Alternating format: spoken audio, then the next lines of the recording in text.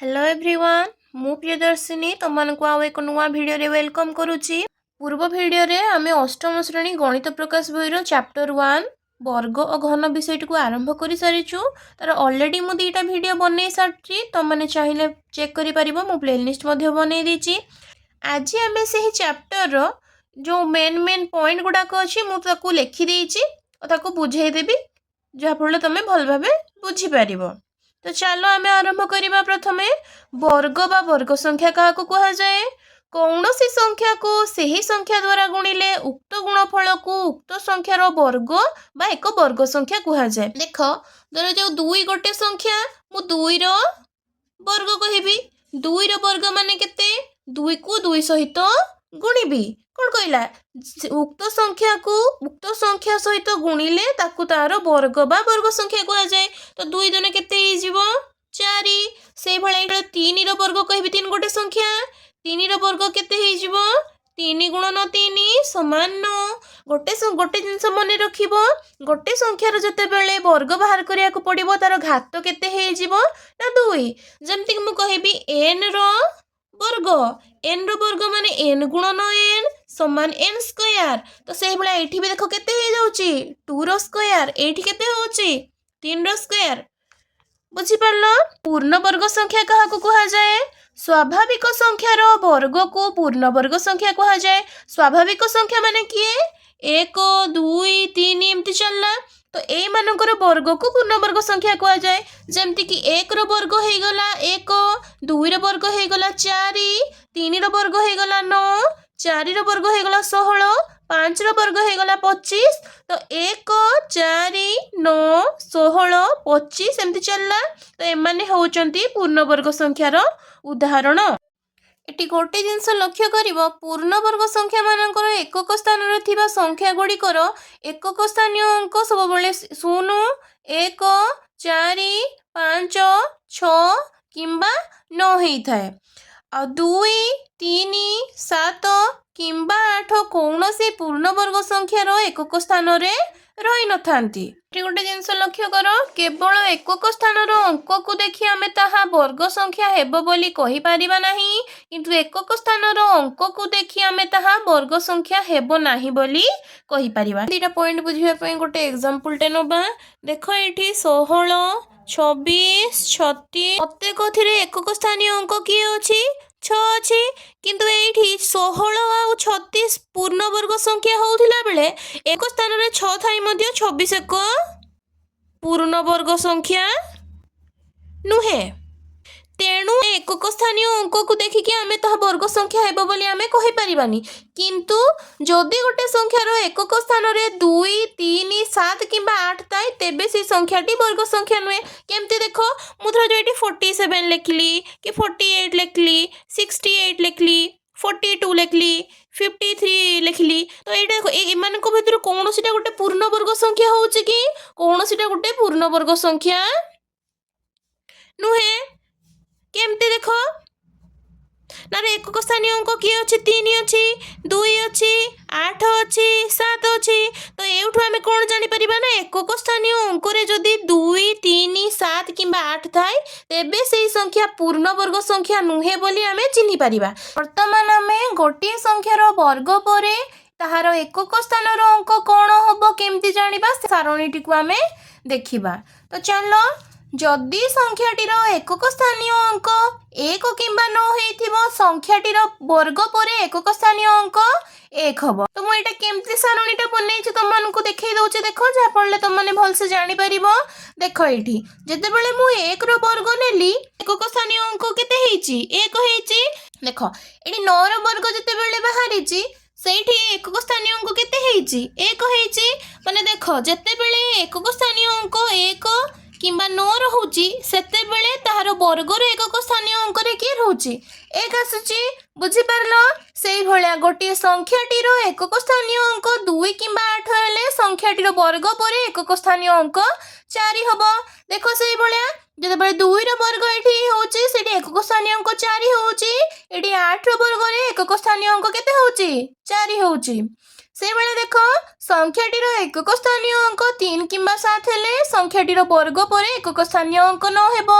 देख ये 3 रो वर्ग रे एकक स्थानीय अंक केते बाहरिची 9 बाहरिची आ 7 रो वर्ग पर एकक स्थानीय अंक केते बाहरिची 9 बाहरिची। से बेले देख संख्याटीर एकक स्थानीय अंक 4 किंबा 6 हेले संख्याटीर वर्ग पर एकक स्थानीय अंक 6 हेबो। देख केमती ना 4 रो वर्ग एठी 16 बाहरिची माने 4 रो वर्ग पर एकक स्थानीय अंक 6 से बेले 6 रो वर्ग पर एकक स्थानीय अंक मध्य केते 6। से बेले देख जदि संख्याटीर एकक स्थानीय अंक 5 तबे वर्ग पर मध्य संख्याटीर एकक स्थानीय अंक 5 हेबो। केमती देख जिते बेले मु 5 रो वर्ग निर्णय करूची सेते बेले एकक स्थानीय अंक कि आसुची 5 आसुची आ शून्य जते बेले थिबे एकक स्थानीय अंक से मध्य कोन हबो ना शून्य हबो। काहे कि तुम माने जानिचो शून्य गुणन शून्य समान शून्य। तो जदि तुम माने सारणटी को मने रखिबो तेबे जेते बड़ संख्या दउना काहे कि ताहार वर्ग पर एकक स्थानीय अंक केते हेबो तमे कहि परिबो। जेमति कि चल मु गोटे एग्जांपल नउची मु तुमको एठी कहिबी 164 रो स्क्वायर परे एहार एकक स्थानीय अंक डेस हेबो। देख पिले आरो एकक स्थानीय अंक केते अछि 4 अछि। आमे एठी देख कोन करिबा ना 4 किंबा 6 थिले तार एक वर्ग पर एकक स्थानीय अंक केते हुए 6। तो मु एठी कोन लिखि परिबे आराम से 6 लिखि परिबे ना नहीं कुह मते। सेही भले मु जदी एठी 25 रो वर्ग पर एहार एकक स्थानीय अंक डेस हेबो केते हेबो पिला माने देख ये 25 माने एकक स्थानीय अंक 5 अच्छी। एकक स्थानीय अंक 5 थिले संख्याटीर वर्ग पर एकक स्थानीय अंक केते हुए 5 हुए। तो ये मु आराम से लिखि परिबि ना 5 हेबो बोली। आशा करछि तुम माने एबे बुझी पारथिबो। एबे पिले पूर्ण वर्ग संख्या और एहार धर्म विषय रे जानिबा। पूर्ण वर्ग संख्यार एकक स्थान रे 0 1 4 5 6 किंबा 9 रहिबो। परे देखो कोन कहिची पूर्ण वर्ग संख्यार अजुग्म संख्यक गुणनीयक रहिबो। देखो एटा को गोटे एग्जांपल लेके हमें बुझिबा। गोटे पूर्ण वर्ग संख्या होउची 9 तो 9 रे जते बेले हमें गुणनीयक बाहर करबा 1 गुणन 9 3 गुणन 3 आ हबो कि नाही। तो 9 रो गुणनीयक गुड़िक यथाक्रमे किए देख 1 3 आउ 9। तो ये 9 3टी गुणनीयक माने 9 अजुग्म संख्यक गुणनीयक ना नुहे। 25 को देख 1 गुणन 25 आ गोटे 5 गुणन 5। देख ये भी केते होउची 25 रो गुणनीयक गुड़िक यथाक्रमे 1 5 25 हेबो। तो 25 रो भी केते संख्यक गुणनीयक बाहरिला 3टी। तो 3टी माने अजुग्म संख्यक गुणनीयक बाहरिला नाही मते कुह। तो मने रखिबो पूर्ण वर्ग संख्या जेते भी अछंती सेमानकर अजुग्म संख्यक गुणनीयक ही रहिबो। देखो पिले कोन कहिची पूर्ण वर्ग संख्यार शेष रे जुग्म संख्यक 0 ही रहिबो। तो देखो एठी मु 10 लिखिची 10 परे गोटे 0 अच्छी माने अजुग्म संख्यक 0 अच्छी। ये गोटे पूर्ण वर्ग संख्या की नुहे। तो से बेले देखो मु एठी 100 लिखिली 100 परे दुईटा 0 अच्छी माने जुग्म संख्यक 0 अच्छी। ये गोटे पूर्ण वर्ग संख्या हेबो ना नहीं को हेबो। से बेले देखो मु एठी देखि 1000 लिखिली 1 परे 3टा 0 रहिला जोटा कि अजुग्म संख्यक 0 अच्छी। ये गोटे पूर्ण वर्ग संख्या हेबो कि हेबो नहीं। से बेले देखो मु 10000 लिखिली 10000 माने 1 परे 4टा 0 जुग्म संख्यक 0 अच्छी। ये गोटे पूर्ण वर्ग संख्या हेबो। किंतु जुग्म संख्यक 0 थाई मध्य आमे गोटे संख्या को कहि परिबा नाही कि से पूर्ण वर्ग संख्या।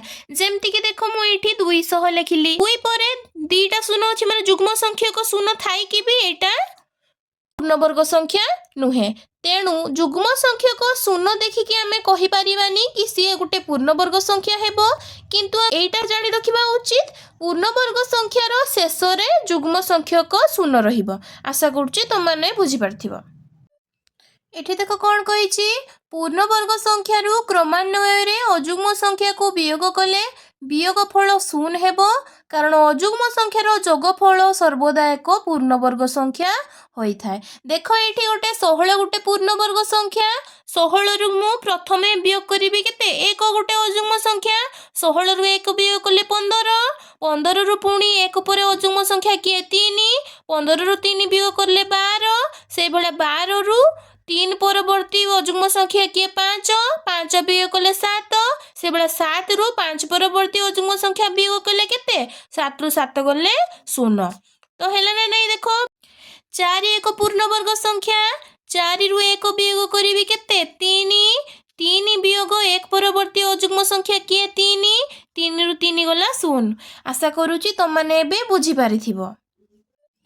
ତ ଏଇଠି କ'ଣ କହିଛି? ଅଯୁଗ୍ମ ସଂଖ୍ୟା ମାନଙ୍କର ଯୋଗଫଳ ସର୍ବଦା ଏକ ପୂର୍ଣ୍ଣବର୍ଗ ସଂଖ୍ୟା। ତ ଏଇଠି ଅଯୁଗ୍ମ ସଂଖ୍ୟା ମାନଙ୍କୁ ଦେଖ 1 ଯୁକ୍ତ 3 ଯୁକ୍ତ 5 ଯୁକ୍ତ 7 ସମାନ କେତେ ହେଇଯିବ? ଏଠି 16।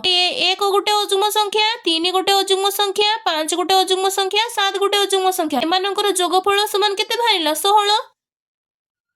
ସେଇଭଳିଆ ଏଠି ଦେଖ 1 ଯୁକ୍ତ 3 ସମାନ 4 ନା ନୁହେଁ କୁହ ମତେ? ତ 4 ଗୋଟେ ପୂର୍ଣ୍ଣବର୍ଗ ସଂଖ୍ୟା, ଯାହାକି 1 ଗୋଟେ ଅଯୁଗ୍ମ ସଂଖ୍ୟା, 3 ଗୋଟେ ଅଯୁଗ୍ମ ସଂଖ୍ୟା, ସେମାନଙ୍କର ଯୋଗଫଳ।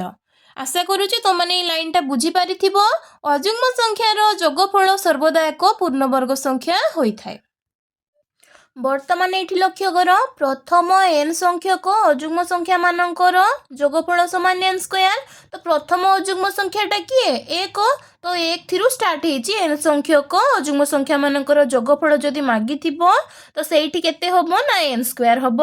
ତ ଏଠାରେ n ର ଭ୍ୟାଲ୍ୟୁ କ'ଣ? ନା ଯେତେଟା ପଦ ସଂଖ୍ୟା କହିଥିବ n ର ଭ୍ୟାଲ୍ୟୁ ହେଲା ସେଇଟା। ବୁଝିହେଲା? ତ ଚାଲ ଗୋଟେ ଏକ୍ସାମ୍ପଲ ନବା। ଯୋଉ କହିବି ପ୍ରଥମ 4ଟି ଅଯୁଗ୍ମ ସଂଖ୍ୟାର ଯୋଗଫଳ। ତ এই ଫର୍ମୁଲା ଅନୁସାରେ କେତେ ହବ? ପ୍ରଥମ କେତୋଟି ଅଯୁଗ୍ମ ସଂଖ୍ୟା? ପ୍ରଥମ 4ଟି ଅଯୁଗ୍ମ ସଂଖ୍ୟା। ତାহଲେ 4 ର ସ୍କୋୟାର ଇକ୍ୱାଲ ଟୁ 16। ତ ଦେଖିବା ଆମର आंसरଟା ଠିକ ଅଛି ନା ନାହିଁ। ଦେଖ 1 ତାପରେ ପରବର୍ତ୍ତୀ ଅଯୁଗ୍ମ ସଂଖ୍ୟା କିଏ? 3 ତା ପରବର୍ତ୍ତୀ ଅଯୁଗ୍ମ ସଂଖ୍ୟା କିଏ? 5 ଯୁକ୍ତ ତା ପରବର୍ତ୍ତୀ ଅଯୁଗ୍ମ ସଂଖ୍ୟା କିଏ? 7। ତ ମୁଁ ଏଇ ଯଦି 4ଟା ଯାକକୁ ମିଶେଇବି ମୋର କେତେ ବାହାରିବ? 16 ବାହାରିବ ନା ନାହିଁ କୁହ? ବାହାରିଲା। ତ এইଭଳିଆ ଆମେ ବାହାର କରିପାରିବା ନା ନାହିଁ କୁହ? ବାହାର କରିପାରିବା। ତ ଏଠି କ'ଣ କହିଛି ଦେଖ, ଏଠି କ୍ରମିକ ସଂଖ୍ୟାର ବର୍ଗ ମଧ୍ୟବର୍ତ୍ତୀ ଗଣନ ସଂଖ୍ୟା ସମାନ 2 ଗୁଣନ ସାନ ସଂଖ୍ୟା। ମାନେ ଦିଟା କ୍ରମିକ ସଂଖ୍ୟାର ବର୍ଗ ମଧ୍ୟରେ କେତେଟା ଗଣନ ସଂଖ୍ୟା ଅଛି? ନା ସିଏ ବାହାରିବ 2 ଗୁଣନ ସାନ ସଂଖ୍ୟା। ଗୋଟେ ଏକ୍ସାମ୍ପଲଟେ ନେବା ଆକୁ ବୁଝିବା ପାଇଁ। ଧରାଯାଉ 2ଟି କ୍ରମିକ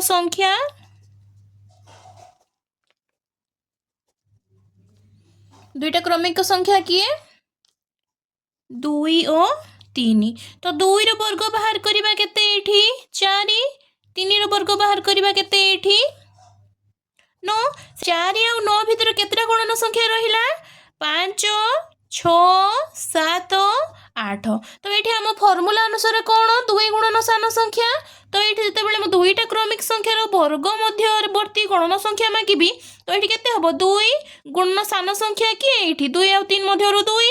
ତ ଏଇଠି 2 ଗୁଣନ 2 ସମାନ 4ଟା ନା ନାହିଁ କୁହ? ତ 4 ଆଉ 9 ମଧ୍ୟରେ 4ଟା ସଂଖ୍ୟା ଅଛି ନା ନାହିଁ କୁହ?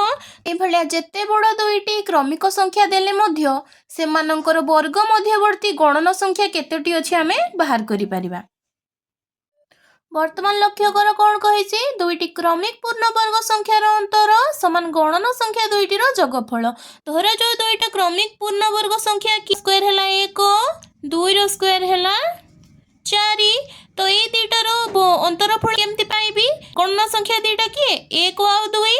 ତ ଏମାନଙ୍କର ଯୋଗଫଳ 1 ଯୁକ୍ତ 2 ସମାନ 3। ଚାଲ ଏଇଟା ଠିକ ନା ନାହିଁ ଜାଣିବା। ଏଇଟା ଦେଖ ଏଇଠି 4, 4ରୁ 1 ଗଲେ କେତେ? 3। ତା ମାନେ ଠିକ ଅଛି। ତ ସେଇଭଳିଆ ଆଉ ଗୋଟେ ସଂଖ୍ୟା ନଉଛି ମୁଁ। ଧରାଯାଉ ଏଠି ଗୋଟେ ପୂର୍ଣ୍ଣବର୍ଗ ସଂଖ୍ୟା ହେଲା 6ର ସ୍କୋୟାର ହେଲା 36। ତାର କ୍ରମିକ ପୂର୍ଣ୍ଣବର୍ଗ ସଂଖ୍ୟା ହେଲା 7ର ସ୍କୋୟାର ସମାନ 49। ସେଇଭଳିଆ ଏଇ ଦୁଇଟାର ଅନ୍ତରଫଳ କେମିତି ଜାଣିବି? ନା 6 + 7 = 13। ତ ଯଦି ମୁଁ ଏଠି 49ରୁ 36କୁ ବିୟୋଗ କରିବି ତ ସିଏ ବି କେତେ ବାହାରିବ? 13। ଆଶା କରୁଛି ତମମାନେ ଏବେ ବୁଝିପାରିଥିବ। ତ ଏଠି କ'ଣ କହିଛି देख गोटे पूर्ण वर्ग संख्यार दुईटी पूर्ण संख्या वर्गमूल रही गोटे धनात्मक अन्यटी ऋणात्मक आमे लाइन टा बुझापी हेले वर्गमूल निर्णय करने शिखा आवश्यक। तो चलो आमे वर्गमूल निर्णय करने शिखा। तो चलो ये वर्गमूल निर्णय करने शिखा। मुझे गोटे क्वेश्चन टे नहीं देख 225 वर्गमूल निर्णय कर। 225 जो वर्गमूल निर्णय करी यहाँ है वर्गमूल चिन्ह। तो देख ये 225 वर्गमूल निर्णय करने 225 आम उत्पादक बाहर करवा। उत्पादक बाहर करने कि मुझे 5 हरण करी केते हम ये 45 हम। 45 को 5 हरण कले ये 9 हम। पुणी 9 को 3 द्वारा हरण कले ये 3 हम। मन रख वर्गमूल निर्णय करने समय दीटा सामान संख्या गोटे संख्या आनिबा। तो ये 2टा 5 रु गोटे 5 आसला। ये 2टा 3 रु गोटे 3 आसला। तो ये केते बाहरिला 15। तो ये मन रख 225 रूट ओवर वर्गमूल प्लस माइनस 15 हम। केमती देख प्लस 15 गुणन प्लस 15 समान माइनस 15 गुणन माइनस 15 इक्वल टू 225। केमती देख माइनस माइनस ये कौन हो गला प्लस हो गला। तो माइनस 15 गुणन माइनस 15 केते हबो 225। तो ये मन रख कौन कही लाइन टा गोटे पूर्ण वर्ग संख्यार दुईटी पूर्ण संख्या वर्गमूल रही गोटे धनात्मक अन्यटी ऋणात्मक। तो चलो आ गोटे क्वेश्चन टा नबा 144 वर्गमूल निर्णय कर। देख से बेले कौन हम ना 144 वर्गमूल निर्णय करने कि रूट ओवर चिन्ह नेली। 144 उत्पादक बाहर करी माने 2 पकेली 2 पकेले ये केते 72 पुणी ये 2 पकेले केते 36 पुणी 2 पकेले ये केते 18 पुणी 2 पकेले ये केते 9 ये पुणी केते पकेबी 3 ये 9 को 3 हरण कले 3 है। तो ये कौन कही ना प्रत्येक 2टा संख्यार गोटे गोटे आनिबी। तो ये 2टा 2 रु गोटे 2 आसिला। ये 2टा 2 रु गोटे 2 आसिला। ये 2टा 3 रु गोटे 3 आसिला। तो ये केते 2 2 4 3 12। तो प्लस माइनस 12 कहार वर्गमूल 144 वर्गमूल प्लस माइनस 12। आशा करुच्ची तुम मैंने बुझीपार। एबे आमे जानिबा त्रिभुजाकार संख्या काहाकू कहा जाए बा केमिति त्रिभुजाकार संख्या हमकु मिली थाए। क्रमिक गणन संख्या मानकर जोगफल आम त्रिभुजाकार संख्या पाई थाउ जेमती कि 1 3 6 10 15 इत्यादि सबू त्रिभुजाकार संख्या अटंती। देख ये एक तो गोटे त्रिभुजाकार संख्या जानिचु। तो 1 युक्त 2 समान केते 3 ये गोटे ट्रायंगुलर नंबर आम पाइलु। से बेले देख 1 युक्त 2 युक्त 3 समान केते 6 ये गोटे ट्रायंगुलर नंबर पाइलु आमे। तो 1 युक्त 2 युक्त 3 युक्त 4 समान 10। तो ये गोटे ट्रायंगुलर नंबर आम पाइलु। से बेले देख 1 युक्त 2 युक्त 3 युक्त 4 युक्त 5 समान 15। तो 15 गोटे ट्रायंगुलर नंबर आम पाइलु। देख ये कौन लिखी ना क्रमिक गणन संख्या मानकर जोगफल आम त्रिभुजाकार संख्या पाई थाउ जेमती कि 1 आउ 2 2टा क्रमिक संख्या से जोगफल है 3 गोटे ट्रायंगुलर नंबर। से 1 2 3 जोगफल कौन पाइलु 6 6 गोटे है ट्रायंगुलर नंबर। से देख ये चलला। तापर देख ये गोटे जिनस दुईटी क्रमिक त्रिभुजाकार संख्यार जोगफल एक पूर्ण वर्ग संख्या। केमती देख 1 आउ 3 2टा क्रमिक ट्रायंगुलर नंबर। तो 1 आउ 3 मिसला फल कौन मिलला 4 जोटा कि गोटे पूर्ण वर्ग संख्या। से भाया देख 3 आउ 6 2टा क्रमिक त्रिभुजाकार संख्या से 2टार जोगफल आमको 9 मिलला जोटा कि एक पूर्ण वर्ग संख्या। ये देख 6 आउ 10 है 2टा क्रमिक त्रिभुजाकार संख्या जो 2टा मिसला फल 16 पाइलु जोटा एक पूर्ण वर्ग संख्या। आशा करुचे तुम मैंने यहाँ बुझीपार। बर्तमान ये गोटे पॉइंट देख n तम अजुग्म संख्या समान 2n - 1 से भाया देख मुझे गोटे एग्जांपल टे नहीं 16तम अजुग्म संख्या केते हबो ना 2 × 16 - 1 2 × 16 केते 32 - 1 = 31। तो 16तम अजुग्म संख्या के 31। से भली मु लिखिबी 2तम अजुग्म संख्या समान केते हबो 2 × 2 वियोग 1 समान केते हेजबो 2 × 4 वियोग 1 समान 3। देखो आमे जदि अजुग्म संख्या स्टार्ट करबा कहा 1 1 3 5 ए बेला चलिबो। तो सेकंड नंबर की आसुची 3। तो 2तम अजुग्म संख्या की आसीची 3 आशा करुच्ची तुमने बुझीपार। आजिर वीडियो को मुझे ये रखुची। जदि तुम मानक मो वीडियो गुड़िक भल लगुच तेज like share comment and subscribe करने को जमा भी भूलिब नहीं। एवं तुम डाउट जहाँ रही कमेंट सेक्शन में पचारि पार। नेक्स्ट पार्ट तुमको कौन चैप्टर दरकार मत कमेंट सेक्शन निहाती जनइब। रहुची देखा एक नुआ वीडियो रे। जय जगन्नाथ।